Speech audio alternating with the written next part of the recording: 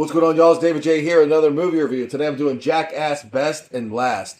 Now, I'm a huge Jackass fan. I've been watching them since the show. I watched Wild Boys, Viva La Bam, everything Jackass related. I was a huge fan of all the movies. The first one, second, third. Now, I wasn't the biggest fan of Jackass Forever. To me, I didn't really like the new castmates, minus Poopies. And nobody else really did anything for me. I thought they were kind of worthless. Now, going into this one, I did hear before I went in that, hey, it's a lot of greatest hits and, this, that, and the third. And so I was kind of apprehensive. Like, well, let's see. But it's the last Jackass. I have to see it in the movie theater. I've been watching this since I was in high school. And I really did enjoy it overall. Now, it's a mixture of old things that we hadn't seen, like the first ever Jackass stunt that was ever filmed with Johnny Knoxville. That was really cool to see that MTV wouldn't allow to be shown on MTV, and I see why.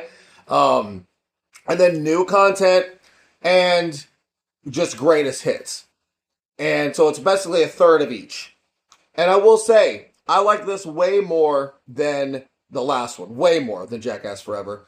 And honestly, because I watched the first three leading up to it, just, to refresh my memory. And as a whole film, I actually enjoyed this probably more than even the first movie. And even though this is a lot of greatest hits, the way they edited it together was just hilarious. And it was the best of the best. It really was best and last, And the new castmates were used very minimally, which I'm so thankful for.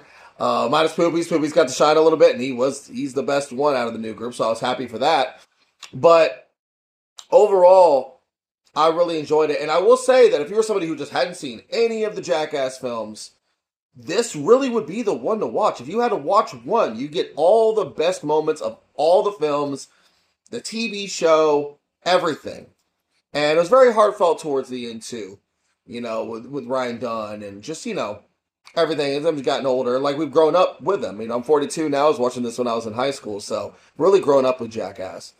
But I give Jackass Best and Last a solid 8.5 out of 10. If you love Jackass, this is a must-see. I think it did just leave theaters, so it should be on streaming here soon. Definitely give it a shot. Thank you for watching, and if you have any suggestions, please leave them down in the comments.